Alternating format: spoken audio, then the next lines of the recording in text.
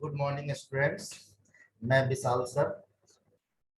आज हम लोग बेटा स्टार्ट कर रहे हैं पीरियोडिक टेबल, है ना। पीरियोडिक टेबल का जो नीट का क्वेश्चन बैंक का डिस्कशन है वो आज हम लोग करेंगे। और इसके लिए हम सिर्फ और सिर्फ एक लेक्चर ही लेंगे, है ना। तो चलिए आज की क्लास को हम लोग स्टार्ट करते हैं फर्स्ट क्वेश्चन के साथ, है ना।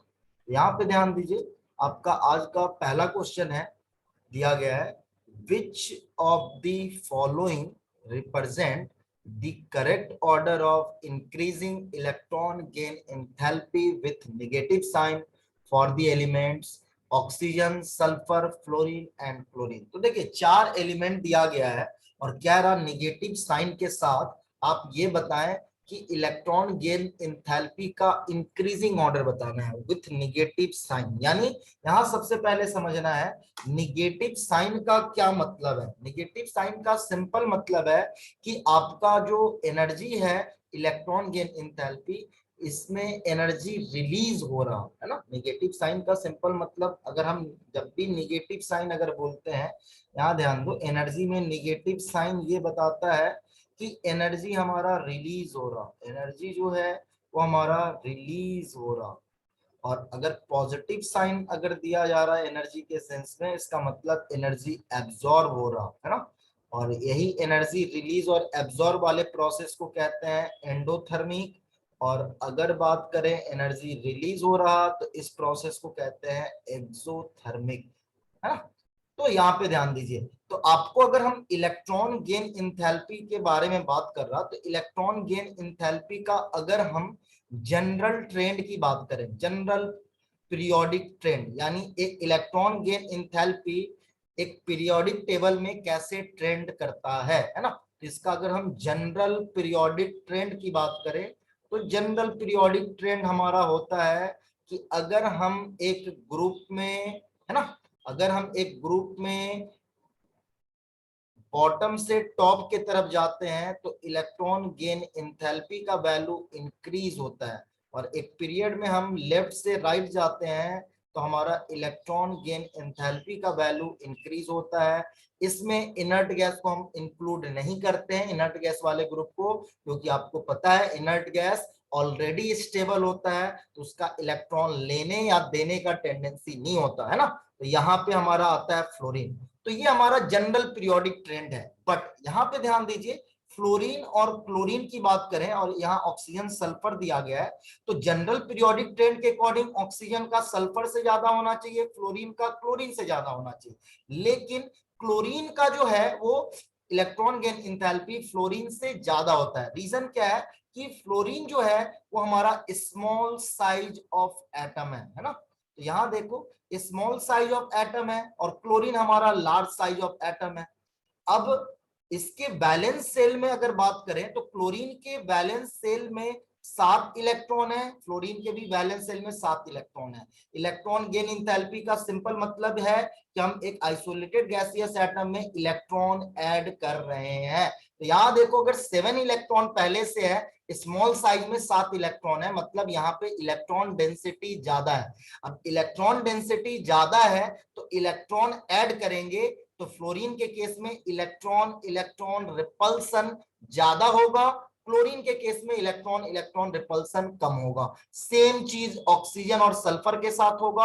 ऑक्सीजन के केस में इलेक्ट्रॉन डेंसिटी ज्यादा है इसलिए इलेक्ट्रॉन इलेक्ट्रॉन रिपल्सन ज्यादा होगा, और सल्फर के केस में इलेक्ट्रॉन इलेक्ट्रॉन रिपल्सन कम होगा। तो यहां ध्यान दीजिए, आपको पता है जैसे ही अट्रैक्शन बढ़ता है हमारा एनर्जी जो रिलीज होता है उसका भी वैल्यू बढ़ता है। तो यहां तो रिपल्सन फ्लोरीन के केस में बढ़ गया है इलेक्ट्रॉन डेंसिटी के कारण, तो रिपल्सन बढ़ने से अट्रैक्शन कम होगा तो एनर्जी जो रिलीज हो रहा उसका भी वैल्यू कम हो जाएगा। यही रीजन है कि क्लोरीन का इलेक्ट्रॉन गेन इंथैल्पी फ्लोरीन से ज्यादा होगा और सल्फर का इलेक्ट्रॉन गेन इंथैल्पी ऑक्सीजन से ज्यादा होगा।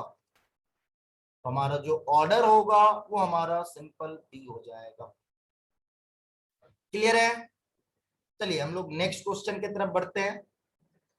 अगला क्वेश्चन देखेंगे, यहाँ पे हमें दिया गया है among the elements calcium, magnesium, phosphorus and chlorine the order of increasing atomic radii. अब देखो एटॉमिक रेडियाई हमें ऑर्डर पूछ रहा, तो हम एक नॉर्मल, अगर यहाँ पे ध्यान दीजिए, आपको पता है एटॉमिक रेडियाई का जनरल पीरियोडिक ट्रेंड क्या होता है। इसका जनरल पीरियोडिक ट्रेंड की बात करें तो जनरल पीरियोडिक ट्रेंड आपको पता है, एक अगर हम पीरियड की बात करें तो हमारा राइट से लेफ्ट की तरफ साइज बढ़ता है, और एक ग्रुप में हमारा टॉप से बॉटम की तरफ साइज इंक्रीज करता है। ये हमारा जनरल ट्रेंड है। अब यहाँ पे ध्यान दीजिए, मैग्नीशियम के नीचे कैल्शियम होगा, मैग्नीशियम के राइट में फास्फोरस होगा, फास्फोरस के राइट में क्लोरीन होगा। तो आपको पता है साइज ऐसे बढ़ेगा, तो जो ऑर्डर हमारा होगा साइज का वो होगा, सबसे बड़ा साइज कैल्शियम का होगा, यहाँ पे ध्यान दीजिए, सबसे बड़ा साइज कैल्शियम का होगा, फिर मैग्नीशियम, फिर फास्फोरस, और सबसे छोटा साइज क्लोरीन का होगा। यानी जो हमारा आंसर होगा वो आप देख सकते हो, आंसर हमारा बी हो जाएगा। क्लियर है? चलिए नेक्स्ट क्वेश्चन हम लोग देखते हैं। अगला क्वेश्चन यहाँ पे आपको पूछा नहीं गया था, सिर्फ ऑर्डर पूछ रहा था हम, इसलिए जनरल ट्रेंड की बात कर रहे हैं। अगर आएगा जब हमारा क्वेश्चन में, आपको पता है साइज का कौन कौन सा फैक्टर है, तो उससे हमें मतलब नहीं है। ये क्वेश्चन सिंपल हमारा जनरल पीरियोडिक ट्रेंड पे बेस्ड था। चलिए अगला क्वेश्चन हम लोग देखते हैं। अगला क्वेश्चन हमें दिया गया है, यहाँ पे ध्यान दीजिए, among the following which one has the highest cation to anion size ratio। ध्यान देखिए, हमसे पूछा जा रहा केटायन टू एनायन जो है वो हमारा हाईएस्ट साइज रेशियो किसका होगा। केटायन मान लो हम C+ मान लेते हैं, एनायन A- मान ले रहे हैं। ये रेशियो हमें पूछा जा रहा, हाईएस्ट रेशियो किस ऑप्शन के लिए होगा। तो यहाँ पे ध्यान दीजिए, ये रेशियो हमारा हाईएस्ट कब होगा, जब केटायन का साइज हमारा बड़ा हो और एनायन का साइज छोटा हो। अगर केटायन जितना बड़ा होगा, एनायन जितना छोटा होगा, ये रेशियो उतना हाईएस्ट होगा। तो सबसे पहले अभी हमने जनरल पीरियोडिक ट्रेंड दिखा है, केटायन में 3 केटायन है, Li+, Na+, Cgm+। आपको पता है साइज का ऑर्डर हमारा नीचे की तरफ बढ़ता है, तो हमारा सबसे लार्ज साइज केटायन Cgm है, ये हमारा लार्ज साइज है। अब अनायन में देखिए तो 2 अनायन दिया गया है, F-, I-। आपको पता है साइज नीचे की तरफ बढ़ रहा, तो ये हमारा होगा स्मॉल साइज अनायन। यानी अनायन में सबसे छोटा फ्लोराइड आयन, केटायन में सबसे बड़ा सीजीएम आयन। तो आप देख सकते हैं इन दोनों से जब हम कंपाउंड बनाते हैं सीजीएम फ्लोराइड, तो इस केस में सी केटायन और एनायन का जो रेशियो है वो हमारा हाईएस्ट होगा।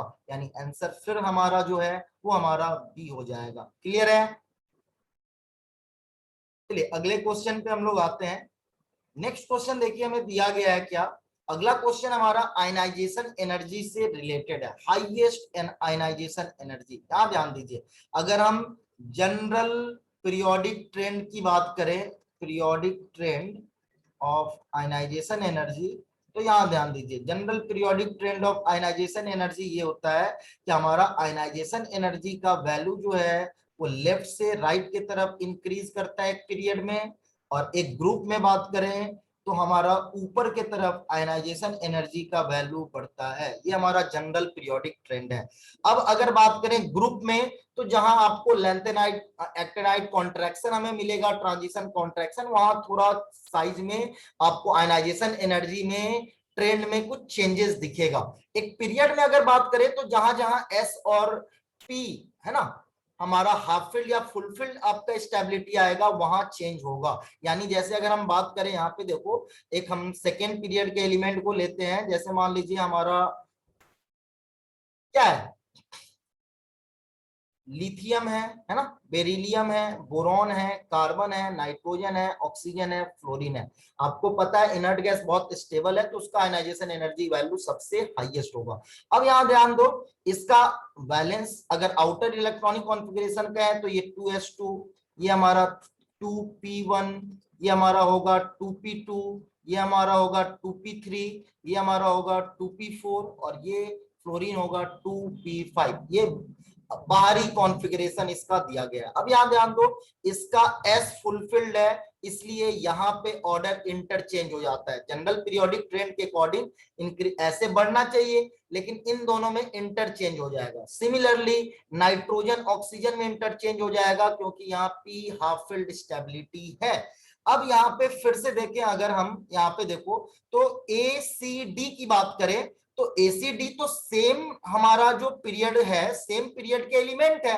तो हमें पता है P1 से P2 P3 हम जाते हैं तो हमारा जो आयनाइजेशन एनर्जी है वो हमारा क्या होगा, इंक्रीज होता जाएगा। यानी ACD में सबसे ज्यादा आयनाइजेशन एनर्जी D का होगा, क्योंकि जब हम लेफ्ट से राइट की तरफ जाते हैं तो आयनाइजेशन एनर्जी का वैल्यू इंक्रीज होता जाता है। अब बी और डी का हमें कंपेयर करना है, तो ये एक ग्रुप के एलिमेंट है। ये हमारा बी जो है वो डी के जस्ट नीचे वाला एलिमेंट है। तो आपको पता है जब हम नीचे जाते हैं तो आयनाइजेशन एनर्जी डिक्रीज करता है, यानी जो हमारा आंसर होगा वो हमारा आंसर हो जाएगा डी। डी का आयनाइजेशन एनर्जी जो होगा वो हाईएस्ट होगा। सिंपल, क्योंकि यहां आप देख सकते हैं ये हमारा जो डी है, यहाँ पे देखिए डी में अगर हम बात करें तो ये देखिए ऐसा कुछ है ना। ये ए वाला है, यहाँ पे बी है, यहाँ पे डी है, और जो सी है, सॉरी बी जो ऑप्शन दिया गया है, सॉरी ए, यहाँ पे हमारा जो है वो, यहाँ पे हमारा सी ऑप्शन है ना। सॉरी, यहाँ पे देखिए सबसे लेफ्ट में कौन है, सी, फिर कौन है, ए, फिर कौन है, डी। ये एक पीरियड के लॉन्ग है, और डी के जस्ट नीचे है बी। तो आपको पता है आयनाइजेशन एनर्जी ऐसे बढ़ता है एक पीरियड में और एक ग्रुप में यहां बढ़ता है। और इंटरचेंज कहां होगा, जहां हमें मिलेगा हाफ फील्ड और फुल फील्ड स्टेबिलिटी, वहां पे आपका चेंज होगा। यानी P3 वाला P4 वाले से इंटरचेंज होगा। तो यहाँ P4 तो कुछ दिया ही नहीं गया है। S2 वाला इंटरचेंज होगा P1 वाले से, तो ऐसा भी ऑप्शन यहाँ पे नहीं दिया गया, P1 P2 P3। और फिर ये एक ग्रुप के लॉन्ग है, तो आप देख सकते हैं हमारा ऑर्डर सबसे हाईएस्ट कौन आ रहा, हमारा डी आ रहा। तो आंसर जो होगा वो हमारा डी हो जाएगा, जिसका आयनाइजेशन एनर्जी सबसे हाईएस्ट होगा। चलिए अगले क्वेश्चन पे बढ़ते हैं हम लोग। अगला क्वेश्चन हमें दिया गया है, यहाँ पे ध्यान दीजिए, identify the correct order of the size of the following. हमें 4 आयंस दिए, 5 आयंस दिए गए हैं, और देख सकते हैं ये सब आइसो इलेक्ट्रॉनिक स्पेसीज है। यहाँ पे ध्यान दीजिए, अगर आइसो इलेक्ट्रॉनिक स्पेसीज हमें दिया गया है, आइसो इलेक्ट्रॉनिक स्पेसीज का सिंपल मतलब क्या है, which have same number of electrons. वैसा स्पेसीज जिसके पास सेम नंबर ऑफ इलेक्ट्रॉन्स होगा, ऐसे स्पेसीज को हम कहते हैं iso electronic species. Iso electronic species के केस में साइज जो है वो इनवर्सली प्रोपोर्शनल टू होता है एटॉमिक नंबर। रीजन क्या है, सिंपल, अगर इलेक्ट्रॉन सेम है तो इलेक्ट्रॉन इलेक्ट्रॉन रिपल्सन भी हमें सेम मिलेगा, क्योंकि नंबर ऑफ इलेक्ट्रॉन सेम है, हमारा हर सेल में नंबर ऑफ इलेक्ट्रॉन सेम होगा, तो रिपल्सन भी सेम होगा। यानी अब साइज जो है वो डिपेंड करेगा इलेक्ट्रॉन प्रोटॉन अट्रैक्शन पे। तो यहां ध्यान दीजिए, जिसका एटॉमिक नंबर ज्यादा होगा, यानी उसके न्यूक्लियस में प्रोटॉन ज्यादा होगा, तो उस केस में अट्रैक्शन भी ज्यादा होगा। और अट्रैक्शन ज्यादा होगा तो आपको पता है साइज हमारा क्या होगा, छोटा होगा। क्यों, क्योंकि आउटर सेल के इलेक्ट्रॉन न्यूक्लियस की तरफ आएंगे, और जैसे इलेक्ट्रॉन बाहरी सेल का इलेक्ट्रॉन न्यूक्लियस की तरफ आएगा, साइज हमारा डिक्रीज करता जाएगा। यानी आइसो इलेक्ट्रॉनिक स्पेसीज में एटॉमिक नंबर जितना ज्यादा होगा साइज उतना कम होगा। तो आप देख सकते हैं सबसे ज्यादा एटॉमिक नंबर है Ca2+ का, तो उसका साइज सबसे कम होगा, फिर K+, फिर हमारा आर्गन, फिर हमारा Cl- और फिर H2-। तो ये सारे आइसो इलेक्ट्रॉनिक स्पेसीज हैं। सबसे कम एटॉमिक नंबर सल्फाइड आयन का है, तो इसका हम साइज सबसे बड़ा होगा। कैल्शियम आयन का सबसे एटॉमिक नंबर ज्यादा है, तो इसका साइज जो होगा वो सबसे छोटा होगा। इसके बाद K+, फिर आर्गन, फिर Cl-। तो यानी जो आंसर होगा वो हमारा ए हो जाएगा। चलिए नेक्स्ट क्वेश्चन पे आते हैं, अगला क्वेश्चन देखेंगे। अगला क्वेश्चन दिया जा रहा, in which of the following option the order of arrangement does not agree with the variation of property indicated against it। अब आपको बताना है इनमें से कौन सा जो प्रॉपर्टी दिया गया वो इनकरेक्ट है। तो जैसे अगर हम ए ऑप्शन की बात करें तो हमें पता है एक ग्रुप में अगर हम फ्लोरीन, क्लोरीन, ब्रोमीन, आयोडीन की बात करें तो साइज नीचे के तरफ हमारा इलेक्ट्रॉन गेन इंथैल्पी दिया गया। तो एक ग्रुप में आपको पता है इलेक्ट्रॉन गेन इंथैल्पी ऊपर के तरफ बढ़ता है, लेकिन क्लोरीन और फ्लोरीन में इंटरचेंज होता है ड्यू टू इलेक्ट्रॉन डेंसिटी। यानी सबसे ज्यादा हमारा होता है क्लोरीन का, लेकिन यहां सबसे ज्यादा दिया गया है फ्लोरीन का। तो ये हमारा ऑप्शन गलत है, तो ये गलत पूछा जा रहा, तो ए ऑप्शन करेक्ट होगा। बी को चेक करते हैं। बी में हमें बी ऑप्शन में दिया गया साइज, तो लिथियम, सोडियम, पोटेशियम और इसके नीचे होगा कहीं रुबिडियम। आपको पता है ग्रुप में नीचे हम जाते हैं तो साइज इंक्रीज होता है, तो ये बिल्कुल ट्रेंड हमारा सही दिया गया है, हमें गलत पूछा जा रहा।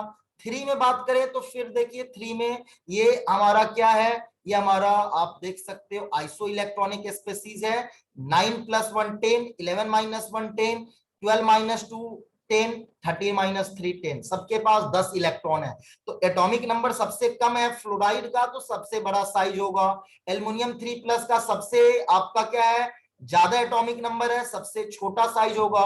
मैग्नीशियम और सोडियम में इसका एटॉमिक नंबर कम है, तो इसका साइज बड़ा होगा, मैग्नीशियम आयन का छोटा होगा। तो सी ऑप्शन भी करेक्ट है, हमें गलत बताना था। डी की बात करें तो आयनाइजेशन एनर्जी, यहां पे ध्यान दीजिए, हमें बोरॉन, कार्बन, नाइट्रोजन, ऑक्सीजन दिया गया है। बोरॉन का आपको पता है कॉन्फ़िगरेशन 2p1, कार्बन का 2p2, नाइट्रोजन का 2p3, ऑक्सीजन का 2p4। आपको बताया गया हमने कि ये जनरल ट्रेंड होता था, लेकिन यहाँ पे हाफ फील्ड स्टेबिलिटी के कारण ये इंटरचेंज हो जाता है। यानी ऑर्डर हमारा होगा boron, carbon, oxygen, nitrogen, electron ionisation energy का ये ऑर्डर होगा। लेकिन ऑर्डर यहाँ पे अलग दिया गया है, तो इसके दो आंसर होंगे, आंसर होगा ए और डी बोथ। क्लियर है? चलिए नेक्स्ट क्वेश्चन पे बढ़ते हैं हम लोग। अगला क्वेश्चन देखिए हमें क्या दिया गया है, कह रहा the formation of the oxide ion from oxygen atom requires first an exothermic and then an endothermic step as shown below. आपको कह रहा the formation of O2- in gas phase in unfavorable even though O2- is isoelectronic with neon, it is due to the fact that O- ion has comparatively smaller size than oxygen atom। नहीं, ये तो गलत है।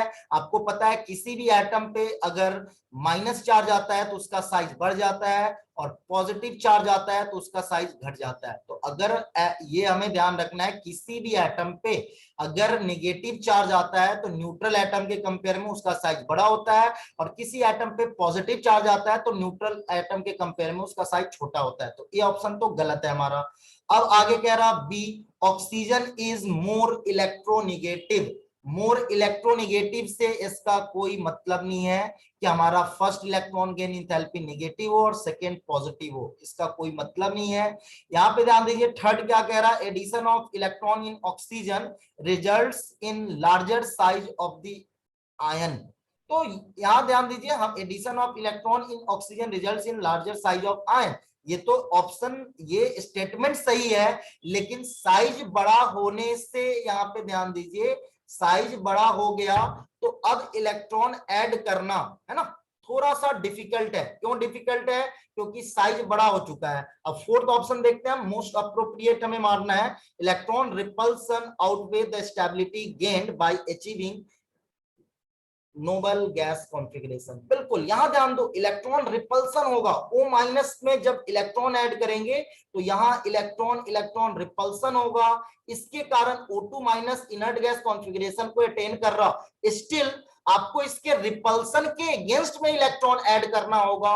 इसलिए हमारा जो second electron gain enthalpy है इसका वैल्यू बहुत लार्ज हो जा रहा, क्योंकि O- आपको पता है O- इलेक्ट्रॉन, इसका साइज हमारा इलेक्ट्रॉन क्लाउड जो होगा इसका बहुत ज्यादा होगा, और इलेक्ट्रॉन क्लाउड ज्यादा है, यहाँ पे फिर से एडिशनल इलेक्ट्रॉन देंगे तो इलेक्ट्रॉन निगेटिव निगेटिव के बीच रिपल्सन होगा, और इस रिपल्सन के अगेंस्ट में हमको ऐड करने में इलेक्ट्रॉन बाहर से आपको एक्स्ट्रा एनर्जी प्रोवाइड करना होगा। और यही रीजन है, किसी भी एटम की हम बात करें, सिर्फ ऑक्सीजन का नहीं, किसी भी एटम का अगर सेकेंड इलेक्ट्रॉन गेन इंथैल्पी की बात करें तो वो हमेशा पॉजिटिव होता है, क्योंकि जब निगेटिव चार्ज के अगेंस्ट अगर हम निगेटिव चार्ज को ऐड करेंगे तो उन दोनों के बीच रिपल्सन होगा, और इस रिपल्सन के अगेंस्ट वर्क करने में आपको एनर्जी ऐड करना होगा। क्लियर है? चलिए नेक्स्ट क्वेश्चन हम लोग आते हैं, अगला क्वेश्चन देखेंगे। अगला क्वेश्चन दिया जा रहा, the element Z114 has been discovered recently. It will belong to which of the following family या group and electronic configuration? अब देखो 114 दिया गया है और ये कहा जा रहा कि ये कौन से फैमिली का मेंबर होगा, है ना। तो यहाँ पे ध्यान दीजिए, अगर 114 हमें यार ये ध्यान रखना है यार, एस हमारा शुरू कहां से होता है, 1s से। 1s हमें कहां से कहां मिलता है, 1 से 2 एटॉमिक नंबर। पी कहां से स्टार्ट होता है, तो पी होता है हमारा 5 से, और 5 से 10 के बीच 2p होता है। डी स्टार्ट होता है 3d से, 3d हमारा जो होगा वो होता है 21 से 30। आ रहा समझ में? अब चलो, अब हम अगर बात करें, यहां पे ध्यान दो, अगर हम F की बात करें तो आपको पता है 4F जो होता है वो 58 से 71 होता है, और 5F जो होता है वो हमारा 90 टू 103 होता है। तो ये बात हम ध्यान में रखेंगे।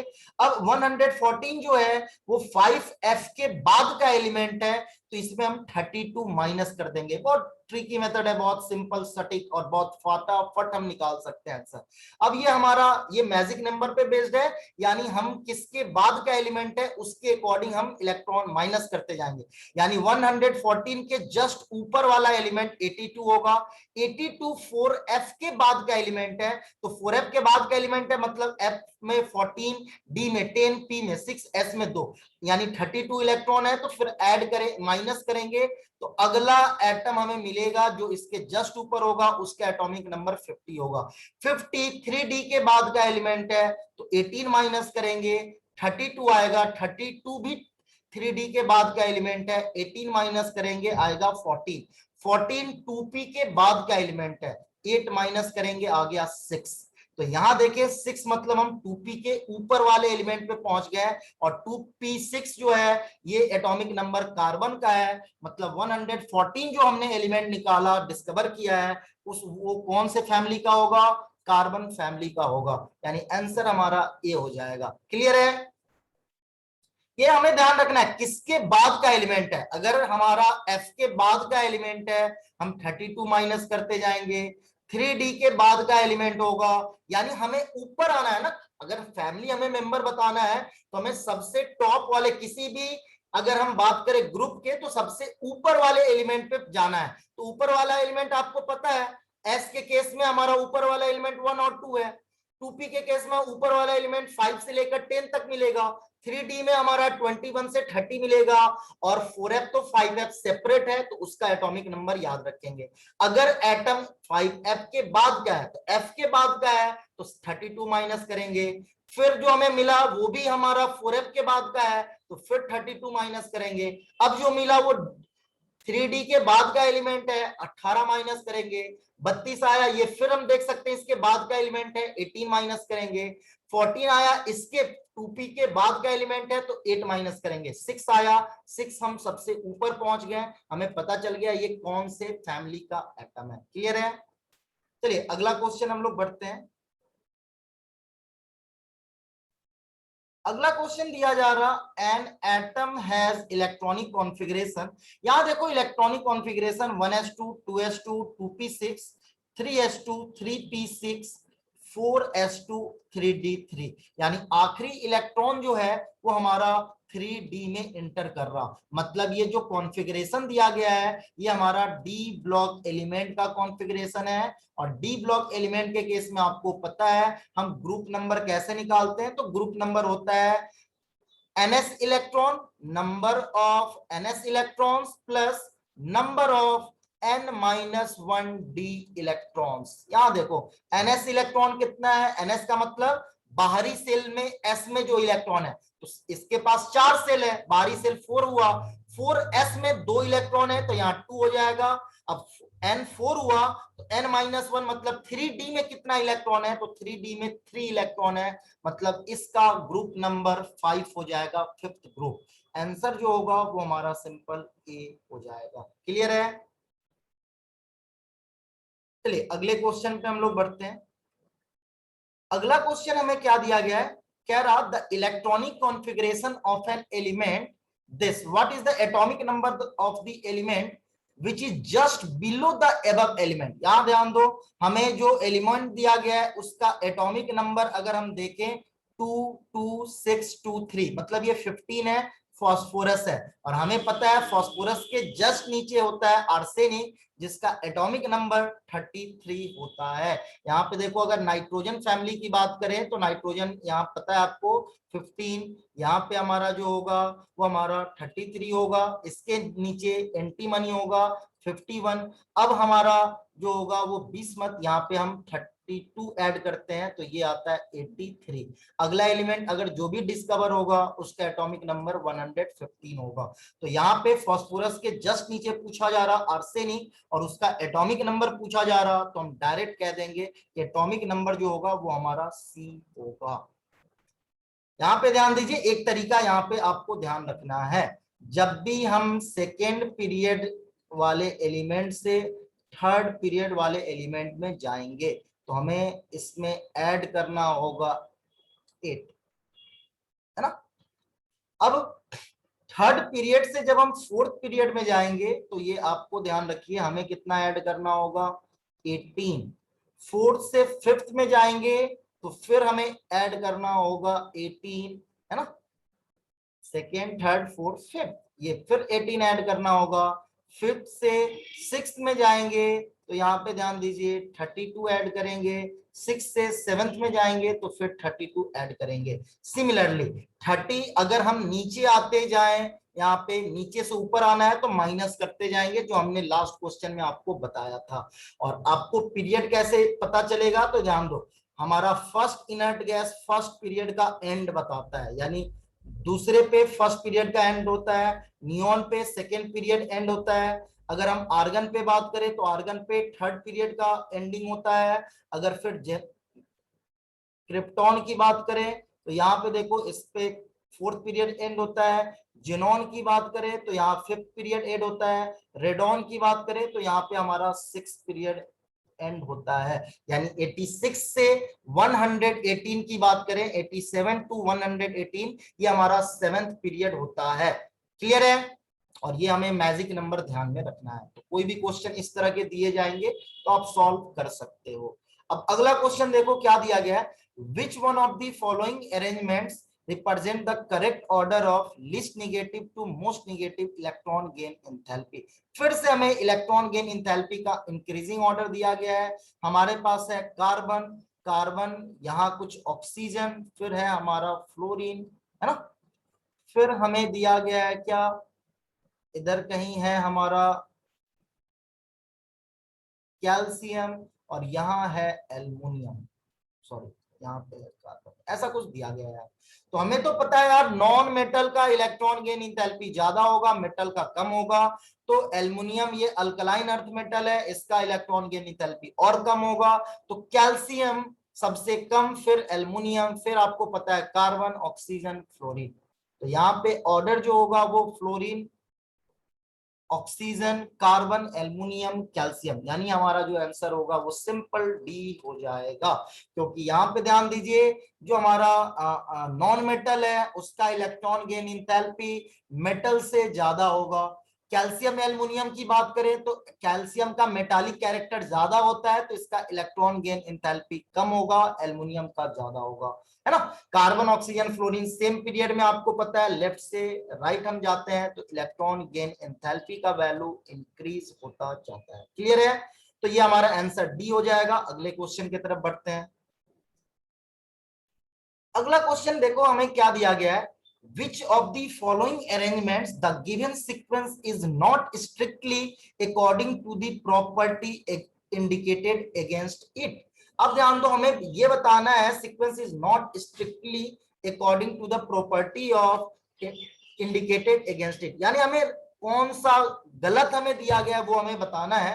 तो यहां ध्यान दो, आपको हाइड्राइड के केस में पता है नीचे के तरफ हम जाते हैं तो हमारा एसिडिक नेचर बढ़ता है, और एसिडिक नेचर अगर बढ़ेगा तो हमारा के वैल्यू बढ़ेगा, और के वैल्यू बढ़ेगा मतलब पी के ए वैल्यू हमारा डिक्रीज करेगा। तो अब देखो यहाँ हाइड्राइड ए ऑप्शन में दिया गया है HF, HCl, HBr, HI। तो आपको पता है एक हाइड्राइड में अगर हम नीचे की तरफ जाते हैं तो एसिडिक स्ट्रेंथ बढ़ता है, तो ये तो करेक्ट ऑप्शन है। बी में फिर देखें तो बी ऑप्शन यहाँ पे देखिए हमारा, अगर एसिडिक स्ट्रेंथ की बात करें तो ये हमारा एसिडिक स्ट्रेंथ बिल्कुल यही होगा जो दिया गया है, लेकिन यहां पे हमें एसिडिक स्ट्रेंथ नहीं कह रहा, इंक्रीजिंग पीके कह रहा। ये एसिडिक स्ट्रेंथ का ऑर्डर है, एसिडिक स्ट्रेंथ का ये ऑर्डर है, तो आपको पता है यही के का ऑर्डर होगा, तो पीके का ऑर्डर उल्टा होगा, यानी पीके का ऑर्डर की बात करें तो ये होगा H2T, H2SC, H2S और फिर होगा हमारा H2O, ये हमारा पीके ऑर्डर होगा। तो यानी ये गलत है, तो बी ऑप्शन करेक्ट होगा। सी में फिर देखें इंक्रीजिंग एसिडिक स्ट्रेंथ, ग्रुप में नीचे जाएंगे एसिडिक स्ट्रेंथ बढ़ेगा, बिल्कुल सही है।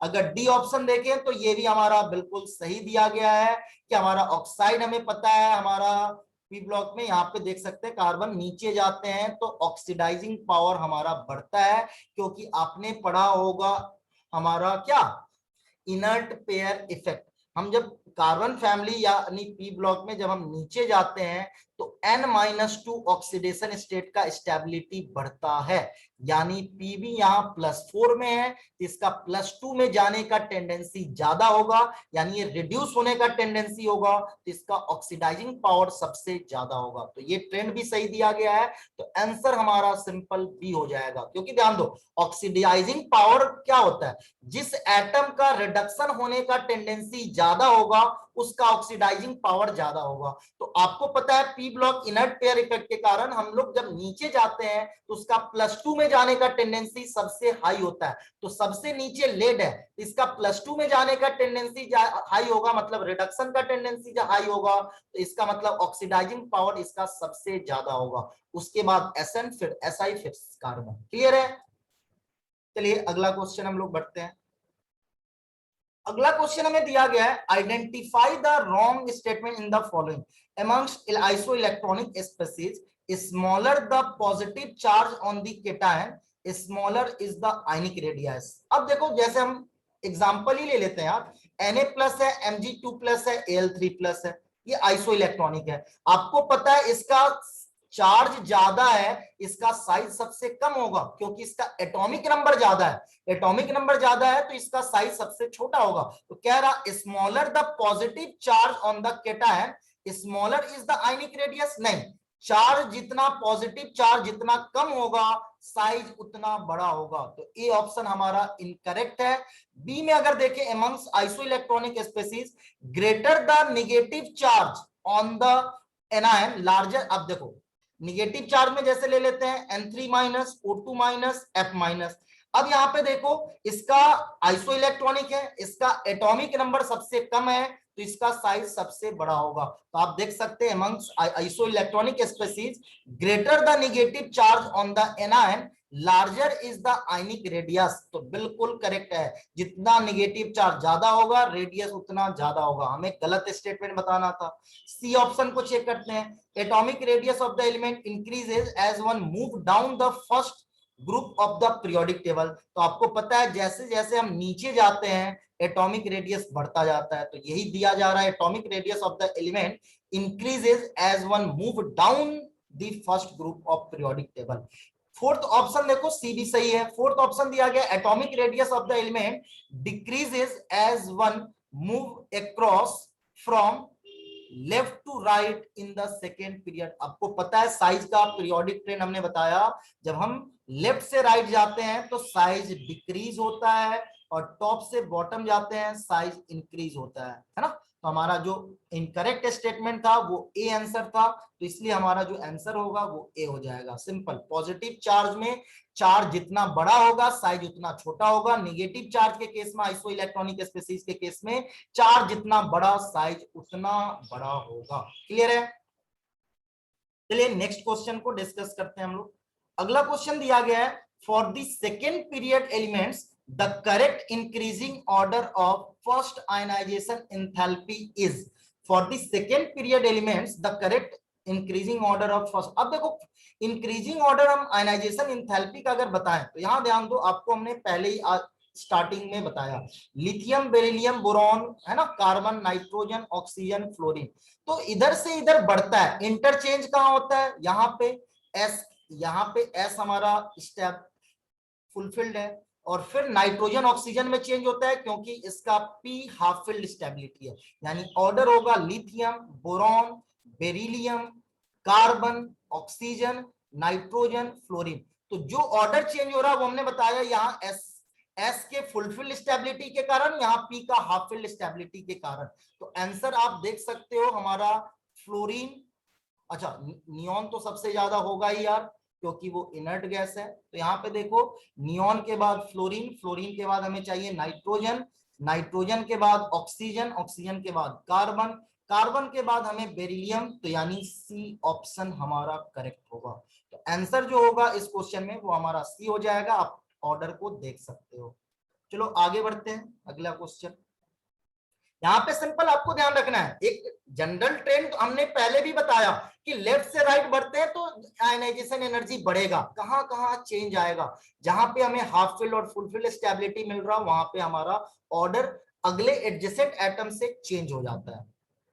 अब अगला क्वेश्चन देखो क्या कह रहा, what is the value of electron gain enthalpy of Na+ if ionisation energy of sodium. देखो ध्यान दो, आयनाइजेशन एनर्जी ऑफ सोडियम का मतलब सोडियम से हम एक इलेक्ट्रॉन का लॉस करा रहे हैं, तो इसका एनर्जी हमें दिया गया है 5.1 इलेक्ट्रॉन वोल्ट इस प्रोसेस का। अब कह रहा Na+ में जब इलेक्ट्रॉन ऐड करेंगे तो सोडियम बनेगा, इसका एनर्जी हमारा इलेक्ट्रॉन गेन एंथैल्पी कितना होगा। तो ध्यान दो ये ठीक इसका रिवर्सिबल प्रोसेस है, तो रिवर्सिबल प्रोसेस है मतलब फॉरवर्ड प्रोसेस में हमें 5.1 इलेक्ट्रॉन वोल्ट एनर्जी देना पड़ रहा, तो रिवर्सिबल प्रोसेस में यानी बैकवर्ड प्रोसेस में हमारा 5.1 इलेक्ट्रॉन वोल्ट एनर्जी रिलीज होगा, यानी आंसर जो होगा वो हमारा ए हो जाएगा, ये -5.1 इलेक्ट्रॉन वोल्ट। सिंपल, क्योंकि फॉरवर्ड प्रोसेस में अगर 5.1 इलेक्ट्रॉन वोल्ट एनर्जी हमें देना पड़ रहा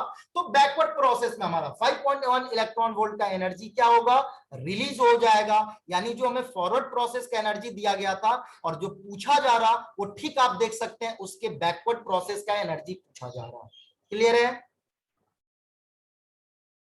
चलो अगला क्वेश्चन देखते हैं, यहां कह रहा विच one of the following is amphoteric. यहां देखो कैल्शियम ऑक्साइड बेसिक नेचर का होता है, मेटल का ऑक्साइड है, CO2 नॉन मेटल ऑक्साइड है, एसिडिक होता है, हमें पता है ना। SiO2 की बात करें तो इसका भी नेचर एसिडिक होता है ना, बट SnO2 जो होता है ये हमारा एम्फोटेरिक होता है। एम्फोटेरिक का मतलब वो कंपाउंड जो एसिड और बेस दोनों की तरह ट्रीट करे, तो SnO2 HCl के साथ भी रिएक्ट कर जाता है ना, SnCl के साथ ये रिएक्ट कर जाएगा और ये हमारा बनाता है ये प्रोडक्ट। SnO2 की बात करें तो ये NaOH के साथ भी रिएक्ट कर जाता है यार, और ये हमारा कुछ बना देता Na2SnO3 प्लस H2O। तो यहां आप देख सकते हो SnO2 एसिड के साथ और बेस के साथ दोनों के साथ रिएक्ट कर रहा, तो ये हमारा SnO2 हमारा जो होगा एम्फोटेरिक नेचर का होगा। एम्फोटेरिक नेचर का सिंपल मतलब ये हुआ कि जो एसिड और बेस दोनों से रिएक्ट करे, यानी एसिड और बेस दोनों की तरह एक्ट करे, वैसे कंपाउंड को हम एम्फोटेरिक कंपाउंड बोलेंगे। क्लियर है?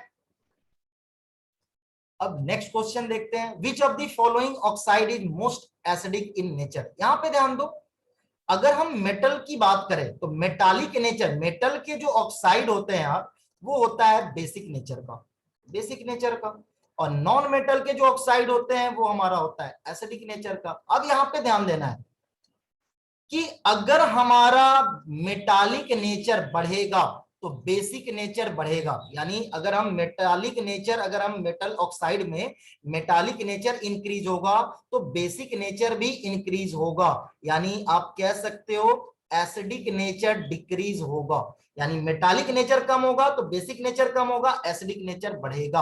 अब एक हम यहां देख सकते हैं बेरिलियम, मैग्नीशियम, कैल्शियम, बेरियम के ऑक्साइड है, नीचे की तरफ मेटालिक नेचर इंक्रीज होता है, मेटालिक नेचर इंक्रीज होता है यार। तो मेटालिक नेचर इंक्रीज होने का मतलब नीचे जाएंगे तो बेसिक नेचर, उनके ऑक्साइड का बेसिक नेचर भी इंक्रीज होगा, और बेसिक नेचर इंक्रीज होने का मतलब एसिडिक नेचर हमारा डिक्रीज होगा।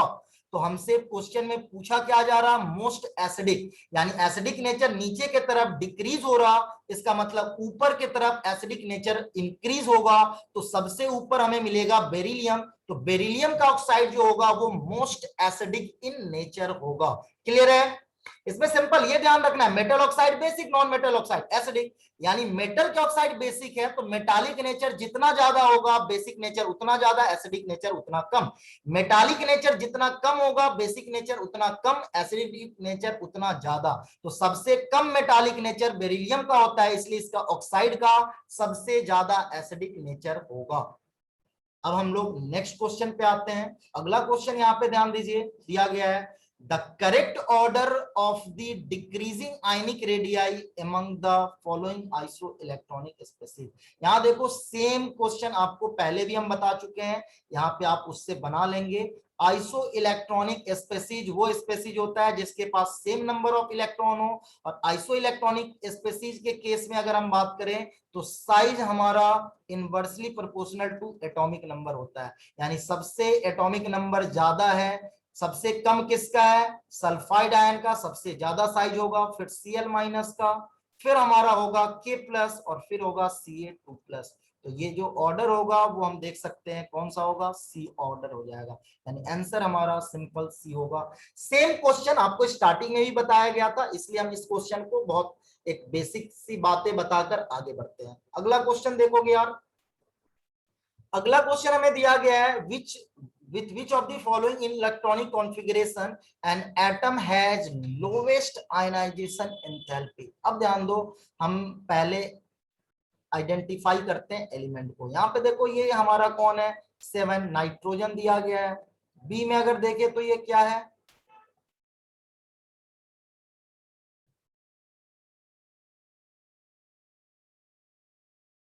ये कुछ इनकरेक्ट लग रहा है यार, कॉन्फ़िगरेशन है ना, पी बिना भरे हमारा 3s में चला गया है, इसको हम कुछ P6 ले लेते हैं यार, इनकरेक्ट लग रहा कुछ होगा। अब यहाँ P6 का मतलब ये सोडियम है ना। सी में अगर हम देखें तो ये क्या है, नियॉन है। डी में अगर हम देखें तो ये क्या है, फ्लोरीन है। तो यहाँ देखो सबसे कम हमारा जो आयनाइजेशन एनर्जी होगा वो हमारा सोडियम का होगा, एस ब्लॉक। एस ब्लॉक के एलिमेंट जो होते हैं अल्कली मेटल, अल्कली मेटल हमारा क्या होता है, मेटालिक नेचर होता है यार, और अल्कली मेटल्स होते हैं, अल्कली जो हमारे कंपाउंड है ये मेटल्स हैं, तो मेटल का आयनाइजेशन एनर्जी लो होता है as compare to non metal. तो पूछा जा रहा लोएस्ट आयनाइजेशन एनर्जी, तो ये हमारा आंसर सिंपल बी हो जाएगा। अगला क्वेश्चन हम लोग देखते हैं। नेक्स्ट क्वेश्चन देखो क्या दिया गया है, ionic radii are inversely proportional to effective nuclear charge. बिल्कुल हमारा ये हमारा डायरेक्ट क्वेश्चन है, आयनिक रेडियाई जो है, आयनिक रेडियस, तो रेडियस इनवर्सली प्रोपोर्शनल टू होता है इफेक्टिव न्यूक्लियर चार्ज। जितना चार्ज का वैल्यू हमारा बढ़ेगा साइज उतना कम होता जाएगा। तो ये हमारा बिल्कुल सही स्टेटमेंट है, इनवर्सली प्रोपोर्शनल टू हमारा होगा इफेक्टिव न्यूक्लियर चार्ज। आगे कह रहा है inversely proportional to square of effective nuclear charge. Directly तो खैर ये ऑप्शन ही नहीं होगा, तो हमें पता है इनवर्सली प्रोपोर्शनल होता है इफेक्टिव न्यूक्लियर चार्ज के, यानी इफेक्टिव न्यूक्लियर चार्ज का वैल्यू जितना बढ़ेगा हमारा साइज जो होगा आयनिक रेडियस उतना कम होता जाएगा। तो चलिए नेक्स्ट क्वेश्चन, बहुत छोटे छोटे हैं इसलिए हमने पहले भी बताया पीरियोडिक टेबल में बहुत कॉन्सेप्ट बेस्ड क्वेश्चन होते हैं तो बहुत समय नहीं लगेगा, इसलिए इसको हम एक ही क्लास में सारे क्वेश्चन को डिस्कस कर रहे हैं। यहाँ देखो फिर से सेम क्वेश्चन यहाँ, अब ये कह रहा कि आइसो इलेक्ट्रॉनिक है, तो आइसो इलेक्ट्रॉनिक है तो हमें पता है सबसे छोटा एटॉमिक नंबर तो सबसे ज्यादा साइज, फिर F माइनस, फिर Na प्लस, फिर Mg2 प्लस, फिर Al3 प्लस।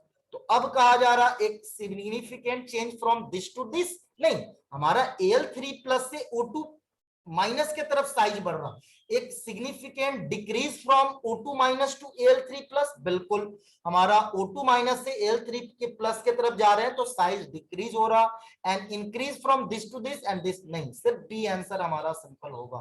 फिर से आइसो इलेक्ट्रॉनिक स्पीसीज यानी size inversely proportional to atomic number होगा। अगला question, which of the following order is wrong. यहाँ पे देखो ये तो हमारा स्टेटमेंट सही है यार, हाइड्राइड में नीचे जाते हैं तो एसिडिक नेचर बढ़ता है, तो ये तो स्टेटमेंट सही है। यहाँ पे देखें लिथियम, बेरिलियम, बोरॉन, कार्बन में हमने बताया यहाँ पे इंटरचेंज हो जाता है क्योंकि यहाँ इसका एस स्टेबिलिटी हमें मिलता है, तो ऑर्डर हमारा होता है lithium, boron, beryllium, carbon.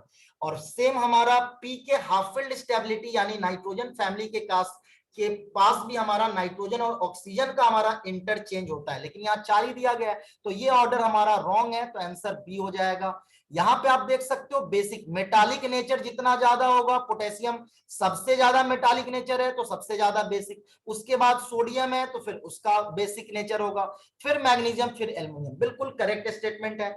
Ionic radius में देखें तो एक ग्रुप में नीचे जाते हैं तो साइज बढ़ता है, तो ये भी ऑर्डर हमारा सही दिया गया है।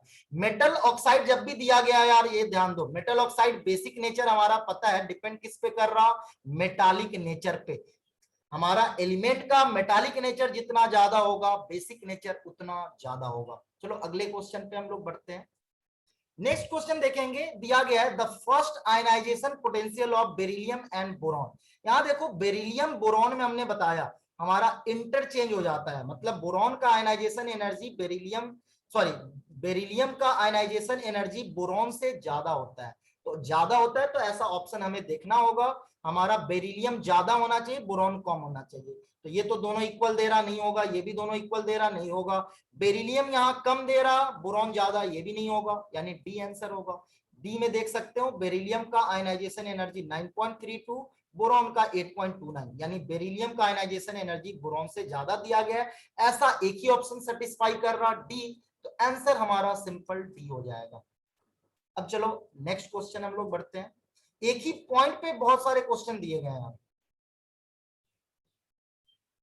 अब अगला क्वेश्चन यहाँ पे ध्यान दो क्या दिया गया है, अगला क्वेश्चन दिया जा रहा विच one of the following is correct order of the size of the ionic species. यहां ध्यान दो कोई भी न्यूट्रल एटम है यार, अगर हम कोई आयोडीन को लेते हैं इसके अंदर प्रोटॉन तो सेम है, जैसे हम इलेक्ट्रॉन ऐड करेंगे तो इलेक्ट्रॉन इलेक्ट्रॉन रिपल्सन बढ़ेगा और रिपल्सन के बढ़ने से साइज बढ़ जाता है, इसलिए I- का साइज न्यूट्रल एटम से ज्यादा होगा। जब आयोडीन से हम इलेक्ट्रॉन निकालेंगे तो हमारा इलेक्ट्रॉन इलेक्ट्रॉन रिपल्सन कम होगा, कम होने का मतलब अट्रैक्शन बढ़ेगा तो साइज छोटा हो जाएगा। तो जब भी हम अगर बात करें तो न्यूट्रल एटम से उसके केटायन का साइज छोटा होता है और उस एटम के एनायन का जो साइज होगा वो न्यूट्रल एटम से बड़ा होगा, तो आंसर हम देख सकते हैं कौन सा होगा, हमारा आंसर बी हो जाएगा।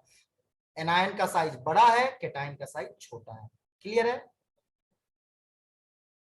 अगला क्वेश्चन देखो ध्यान दो, नेक्स्ट क्वेश्चन हमारा, तो चलिए आज का लेक्चर हमारा खत्म हुआ, आपने देखा कैसे आयनाइजेशन एनर्जी, कैसे हम इलेक्ट्रॉन गेन एंथैल्पी, कैसे हमारा साइज वगैरह का जनरल पीरियोडिक ट्रेंड क्या होता है, और उस पे बेस जो भी रिसेंटली क्वेश्चन आपको नीट के एग्जाम में पूछे गए थे उस एग्जाम को हमने लास्ट 25 ईयर्स के पिछले क्वेश्चन को हमने डिस्कस किया। आशा करता हूं कि आपको ये वीडियो समझ में आया होगा, और अगर समझ में आया बेटा तो इस पैंडेमिक के टाइम में आप इसको ज्यादा से ज्यादा शेयर करो, लाइक करो, सब्सक्राइब करो, ताकि जो भी बच्चे जो नीट के एस्पिरेंट हैं, जो आपके फ्रेंड हैं, उन सभी को हेल्प मिल पाए। Thank you and